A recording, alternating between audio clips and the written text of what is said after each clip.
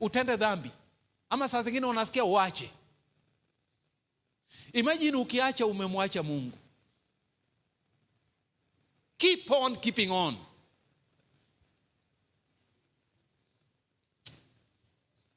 Next slide inasema, pia kumbuka John the Baptist. Ako gerezani. Na wakati alikuwa anabatiza Yesu akasikia sauti ikitoka juu ikisema, "This is my beloved son, in whom I am well pleased."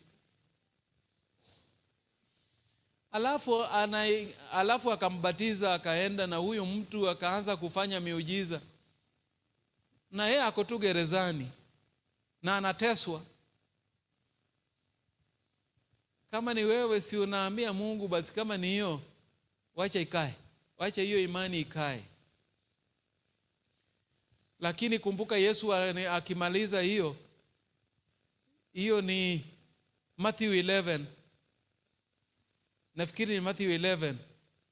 Yesu ametuma wanafunzi wake kwamba nimechoka hapa gerezani.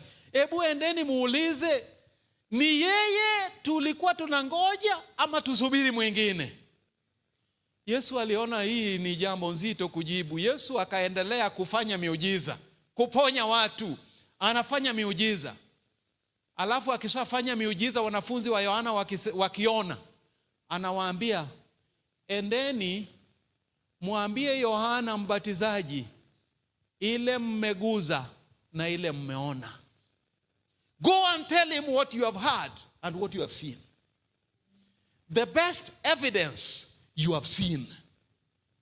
Alafu wanafunzi wa Yohana wakishaenda, yeye mwenyewe na wanafunzi wake ambao wamebaki anawaambia, hakika ninawaambia, out of wale ambao wamezaliwa na wanawake, hakuna yule ambaye ni mkuu kuliko Yohana.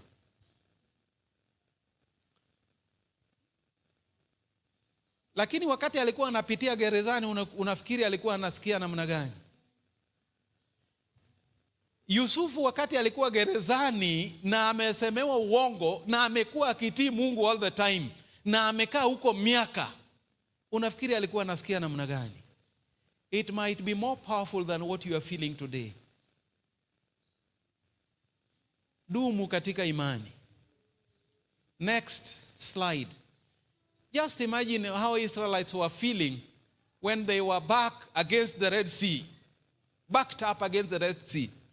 Biblia inasema kwamba huku kulikuwa kunakaa kama wall, ukuta. Na huku kunakaa kama ukuta. Na huo ukuta labda ilikuwa kilomita 1 juu imeenda maji. Na wao wanapita hapa chini. Just imagine that feeling ya kuogopa peke yake. Kabla hujafikiria tunaenda wapi na tunaenda kukula aje na tutaishi aje. Hii maji peke yake. Have you ever seen violent raging sea?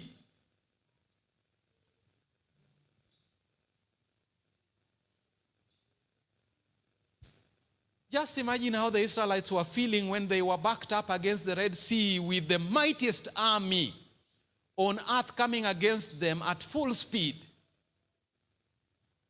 And yet, God was just preparing for one of the greatest miracles of all the time. Labda hiyo unapitia, Mungu anakuandaa ili uwe one of the evidences that God can do a miracle today. Next slide.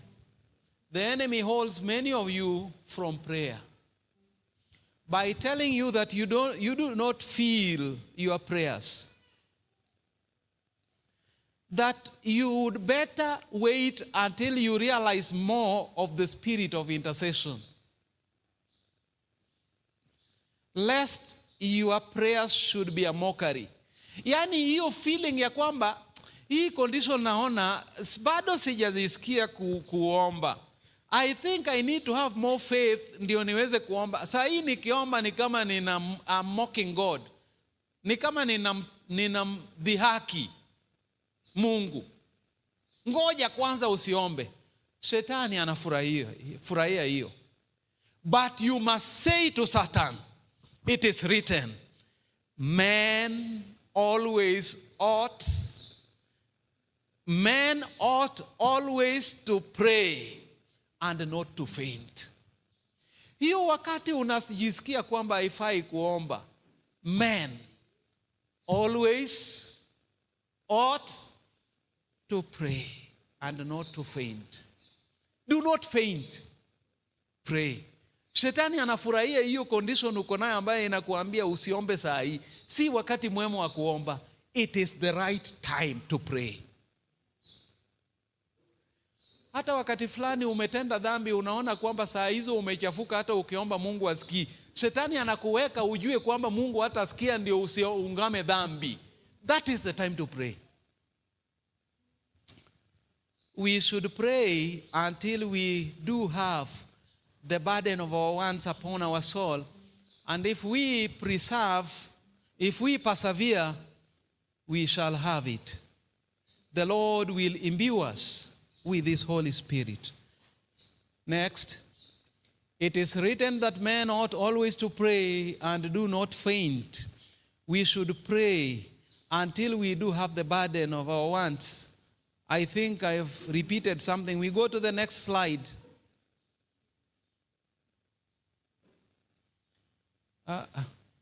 I think I'm the one.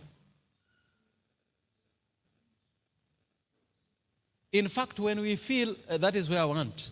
In fact, when we feel least like praying, this is the time we need to pray the most. Hiyo nimeeleza. Ile wakati unasikia hufai kuomba, huo ndio wakati wa kuomba. Sababu that is the time shetani anakuhitaji. That is the time to pray for deliverance. By so doing, we shall break Satan's snare. The clouds of darkness will disappear, and we shall realize the sweet presence of Jesus. A favorite quote of prayer comes from the little book, Steps to Christ. I am within time. A favorite quote on prayer comes from the book Steps to Christ. Steps to Christ, I hope hakuna yule ambaye yuko hapa ama ananisikia na hajawahi soma kitabu Steps to Christ. Kama hujawahi, please make sure you have one at home. Na usisome once. Read it 3 times, 4 times. Read the topic, what to do with doubt. Read the topic, privilege of prayer. Read the topic, confession, justification. You will never remain the same. A favorite quote from the book Steps to Christ inasema, the quote, "Why should the sons and daughters of God be reluctant to pray?" Hata mimi nawauliza leo, mbona mko reluctant to pray?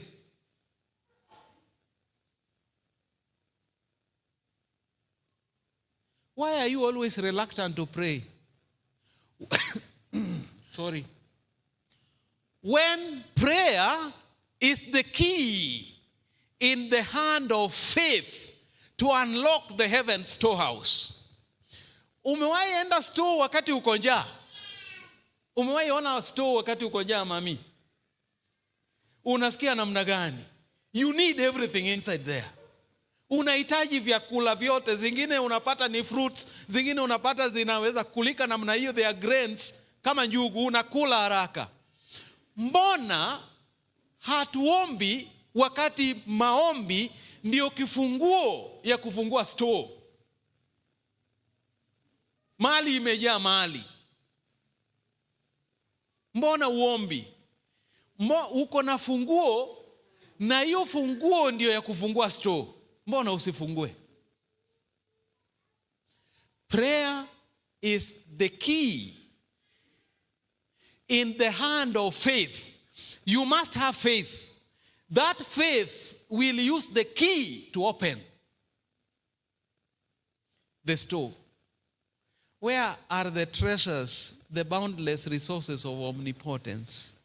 Next, prayer is the key, but faith must make the move. You understand this one? Prayer is the key, but faith must make the move.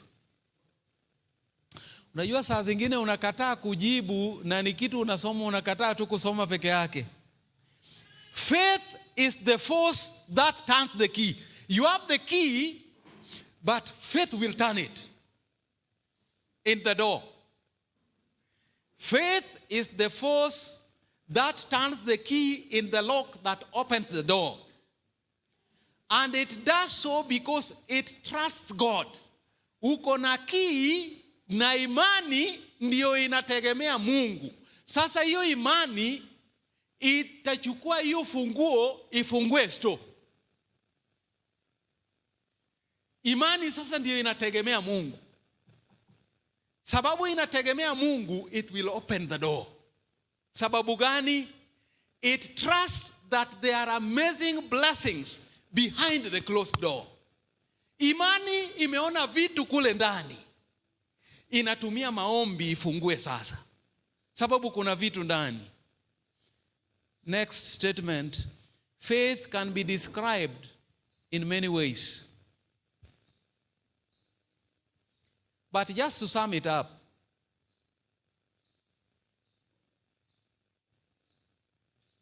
faith can be described in many ways, but just to sum it up, we can simply say, faith is bold daring, unflinching, unwavering, unretreating confidence in God. Ni kuwa na hakika na Mungu ile haiwezi tingizika. Just simply put, imani kwa Mungu, tegemeo kwa Mungu ambayo haiwezi tingizika. And his ability to perform that which he has promised, even when we haven't seen it. I want to go to the next slide. Dependency, this is the last one. Dependency may shake the most heroic faith and weaken the most steadfast will. Yaani kama una mahitaji, you are weak, una njia, inaweza fanya imani yako yote iwe dhaifu. Hata kama wewe umekuwa na udhabiti kiasi gani, nia yako inaweza rudi chini sababu ya shida. Lakini God understands. Mungu anaelewa. Wakati una udhaifu, Mungu anaelewa. And he still pities and loves you. Bado anakupenda. He reads the motives and the purposes of the heart. Anajua hungependa, lakini umepitia shida ndio umefanya moyo wako imekuwa dhaifu. Heaven will not fail them in their day of adversity. Wakati huo unatoa machozi, wakati fulani uko chini mpaka unashindwa hata kuomba, Mungu hata kuangusha wakati una mahitaji. Hata kuangusha. He will not leave you, he will not forsake you. Nothing is apparently more helpless, yet really more invincible than the soul that feels its nothingness and relies wholly on God. I want to repeat it this way. Ya kwamba hakuna kitu ambaye haina uwezo, lakini haiwezi angushwa, haiwezi badilishwa. Yaani hana uwezo, lakini hawezi badilishwa, hawezi angushwa kama yule ambaye hana kitu lakini anamtegemea Kristo. huna uwezo, lakini unategemea Kristo, hakuna kitu itakubadilisha. Ndiyo sababu nimeona tulikubaliana saa 10 minutes to saa 10. Nimeona mchungaji wangu anakuja kunichukua tuende mkutano fulani. So I want to finish kwa kusoma 10 minutes to go. I'm finishing in 3 minutes. Kitabu cha Luka. Napenda Luka sana. Luka 11. Luka 11. Wanafunzi wa Yesu waliona Yesu anajua kuomba sana kiasi cha kwamba wanaona Yesu anaomba mpaka miujiza inafanyika. Yeye huwa anaomba kwa njia gani? Wakasema, wakaenda kwake, Lord, teach us to pray. Lord, teach us to pray. Because wameona there is some power in his prayer. Wanasema, teach us to pray. Alafu nimemalizana na slides, no problem. I don't need them anymore. But in verse 6, then Jesus said to them, suppose you have a friend, and you go to him at midnight and say, friend, lend me 3 loaves of bread. A friend of mine on a journey has come to me, and I have no food to offer him. And suppose the one inside answers, don't bother me, the door is already locked. My children and I are in bed, and I can't get up and give you anything.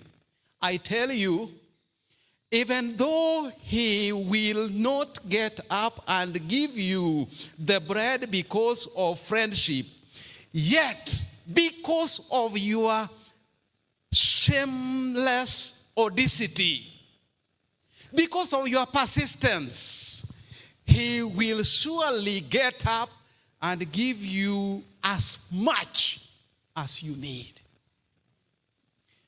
Alafu hapa ameendelea kusema kwamba nani baba, mtoto amekuja kwako amekuomba samaki na utampa nyoka? Ni nani mama, mtoto atakuja kwako na akuombe ugali na utampa mawe? Kumbuka, I want to remind you of what we have read in that verse. Huyu mtu hajapatiana mkate usiku sababu huyu ni rafiki yake. One thing ningetamani usikie ni kwamba hakuenda kwa mtu yeyote, alienda kwa rafiki. Lakini rafiki bado hajamsaidia na amepata wageni. Hajamsaidia sababu ni rafiki yake. Lakini amemsaidia sababu gani? Persistence. Hata ondoka hadi apate. Usiondoke kwa Kristo hadi ajibu. Usiondoke kwa Kristo mpaka atatenda. Wimbo nambari 130, baada ya wimbo kila mmoja ataenda kwa personal prayer. Mizigo yetu yote tutaweka miguuni pake. Si 137 sasa. Na ninapenda choristers wa hapa sababu waliimba vizuri. Wimbo nambari 137 inakuanga na challenge. 130 kila mtu fungua wimbo nambari 130 na tusimame. Choristers, help me sing it. After the song, kila mtu anapiga magoti. Mizigo yetu yote miguuni. Kuomba unaweza wacha.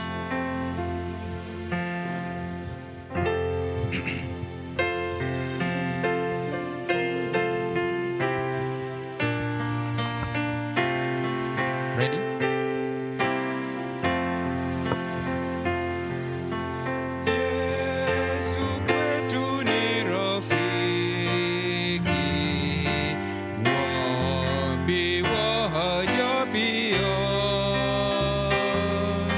To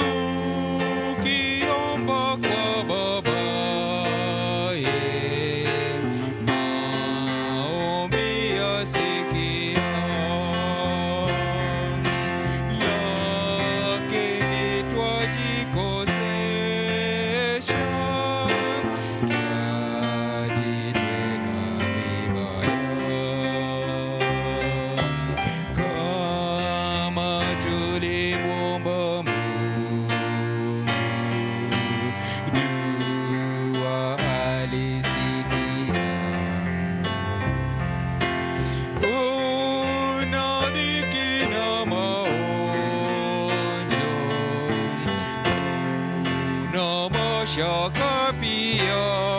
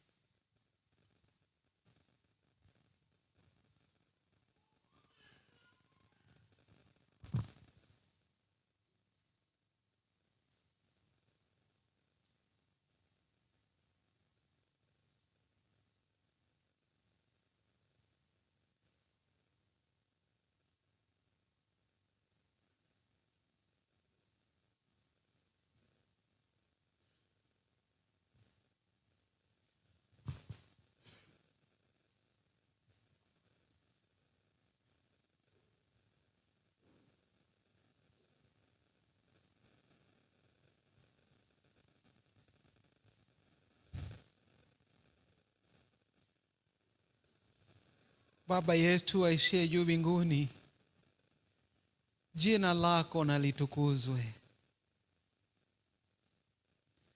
Ufalme wako tuwe nao milele. Mungu, leo hii umesema kama tulileta dua letu, dua ulisikia na utamajibu maombi. Watoto wako wana mahitaji mengi na hatuna uwezo.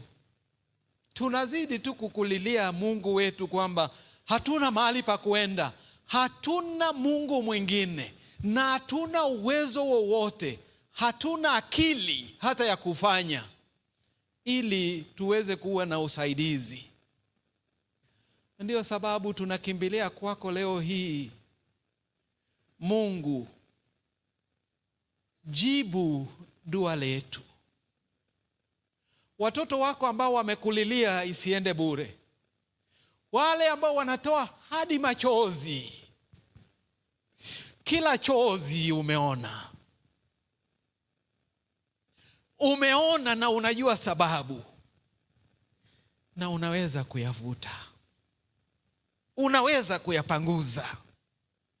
Watoto wako ambaye hata wana furaha sababu umewabariki, Baba, umeona na utazidisha.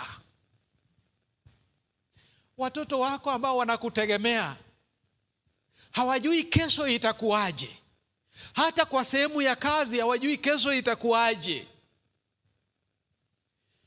Baba, umewahesabu na unawajua, Tunafurahi sababu unasema kwamba hata nywele zetu una idadi zao na unajua kila nambari ya nywele. Ni kumaanisha kwamba kila shida ile tunapitia unajua. Kila furaha ambayo tunahitaji, ambayo tumekosa, unajua. Kwa familia zetu jinsi ambavyo tunaishi unajua. Kanisa lako hili taabu zake unajua. Hata ukitaka kubariki kanisa hili utaibariki na kanisa litakuwa na furaha. Wale wote watakuwa wanakuja kuabudu katika kanisa hili watakuwa wanasema kanisa lako limebarikiwa. Watu ambao wanakuja hapa wamebarikiwa. Ni watu ambao wamemjua Yesu. Uwe pamoja nasi, utubariki. Maombi tumeleta mbele zako leo hii lisiwe la bure, lakini tuzidi kuona uso wako. Uwe nasi hadi tutakapokutana tena siku nyingine kwa maombi kama haya. Kwa maana tumeomba katika jina la Kristo ambaye ni mkombozi wetu. Amen.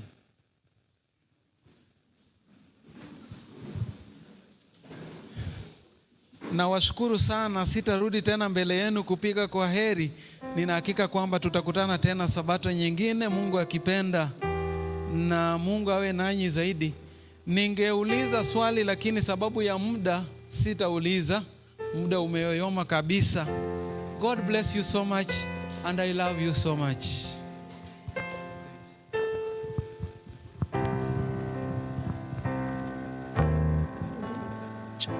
Happy Sabbath. Asanteni sana kwa kusikia wito kukuja afternoon. And tutafikia hapo kwa sasa kwa vipindi za mahubiri. Nataka tuende into departments. Unajua we are in another quarter. Na katika ile mipangilio ya kanisa bado hatujapanga hiyo quarter. Si ndivyo bwana Wakafa? So tuende kwa departments, amo wakutane hapa chini, the normal place. AWM wabaki hapa, the youth wanaenda wapi? Pale chini kabisa. Yeah, so we try and organize ourselves. We try and also talk about zile dates ambazo tunakadiria kupewa masabato. So kwa sasa naomba tumalizie hapo. Tawanyike tuende different departments. It's now exactly 4. Mine says 2 minutes to 4. By exactly 5 tuwe tumerudi hapa ndio tuweze kumaliza sabato. So tuko huru sisi wote, tutawanyike tuende katika departments zetu. Asanteni.